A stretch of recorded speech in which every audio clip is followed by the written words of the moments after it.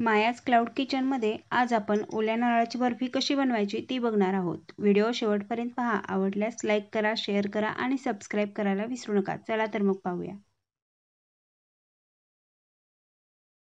ओल्या नारळाची बर्फी बनवण्यासाठी लागणारे साहित्य इथे मी 2 नारळ घेतलेले आहेत। त्यातील खोबऱ्याचे छोटे छोटे काप करून घेतलेले आहेत।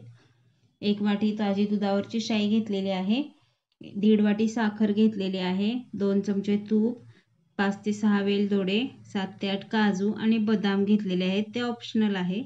1 वाटी मोठी मँगोचा पल्प घेतलेला आहे, जे मँगोचा पल्प वापरून आपण बर्फी बनवणार आहे त्यासाठी। आता हे खोबऱ्याचे काप आहेत ते मी मिक्सरमध्ये बारीक वाटून घेणार आहे। या पद्धतीने सर्व खोबरे वाटून झालेले आहे। आता आपण बर्फी बनवण्यासाठी गॅसवरती एक कढई ठेवून घेऊया।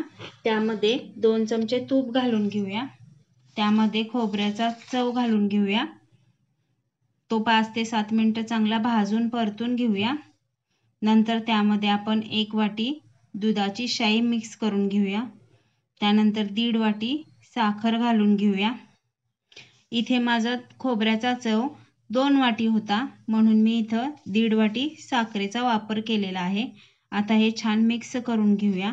दूध आणि साखर यामुळे खोबऱ्याच्या खिसाला पाणी सुटलं जातं, खूप ओलसर होतं तो, त्यासाठी मंद गॅसवरती आपण याला छान परतून घेणार आहोत। आता हे मिश्रण आपण छान आटवून घेऊयात। आटवत असताना काळजीपूर्वक हलवायचं, खाली कढईला लागू द्यायचं नाही ते। आता हे मिश्रण हलवत असताना 15 मिनिटं झालेली आहेत आपली, तुम्ही बघू शकताय 15 मिनिटात ते छान घट्टसर एकसंध झालेलं आहे। आता आपण मँगोचा पल्प घालून जी बर्फी बनवणार आहे त्यासाठी या कढईतील अर्धे मिश्रण आपण दुसऱ्या पॅनमध्ये काढून घेऊयात। आता मँगोचा पल्प घालून जी बर्फी बनवणार त्यासाठी मी दुसऱ्या पॅनमध्ये मिश्रण काढून घेतलेले आहे। त्या कढईमध्ये जे अर्धे मिश्रण राहिलेले आहे खोबऱ्याच्या खिसाचे, ते आपण बारीक गॅसवरती छान घट्ट होण्यासाठी ठेवलेलेच आहे। ते सतत हलवत राहूया। चारी बाजूने त्याला तूप सुटून घट्ट गोळा होईपर्यंत आपण ह्याला हलवायचेच आहे।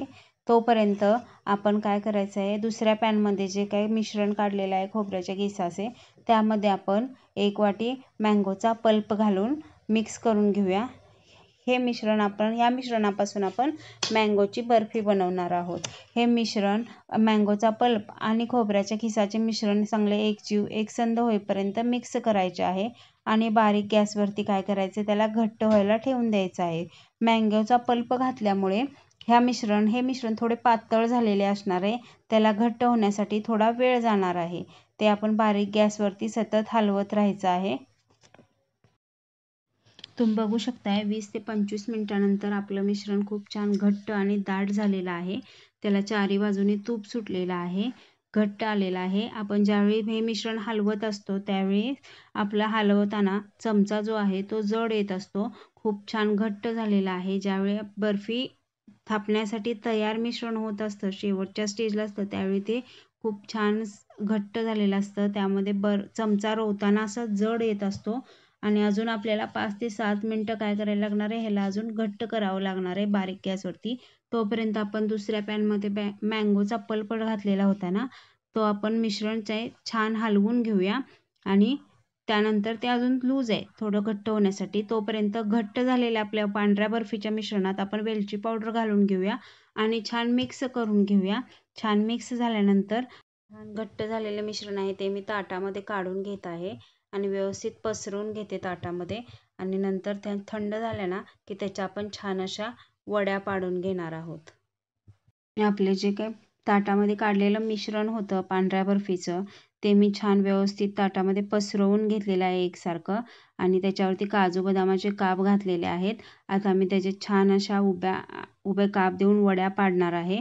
छान अशा सुंदर वड्या याच्या पडलेल्या आहेत, तुम्ही बघू शकता। पॅनमधलं जे काही आपलं मिश्रण आहे मँगोचा पल्प घातलेलं ते पण खूप सुंदर असं घट्ट झालेलं आहे. चारी बाजूने त्याला तूप सुटलेलं आहे. पॅनला पण ते अजिबात चिकटत नाहीये. याचा अर्थ ते बर्फी थापण्यासाठी तयार झालेलं आहे. आता आपण याला सुद्धा एका ताटामध्ये तूप लावून त्यामध्ये हे मिश्रण काढून घेऊया आणि छान असं पसरवून घेऊया. पसरवून झाल्यानंतर त्यावरती आपण काजू बदामाचे काप घालून घेऊया. व्यवस्थित दाबून घेऊया आणि त्यानंतर त्यामध्ये आपण बर्फी पाडायला सुरुवात करूया. खूप सुंदर अशा याच्या बर्फ्या पाडून तयार आहेत. बघा, तुम्ही बघू शकता इतक्या सुंदर दिसतायत त्या. आपल्या दोन्ही प्रकारच्या बर्फी आता तयार आहेत. त्याला आता आपण एका प्लेटमध्ये काढून घेऊयात. तुम्ही पाहू शकता किती सुंदर आणि छान आपल्या बर्फ्या तयार झालेल्या आहेत.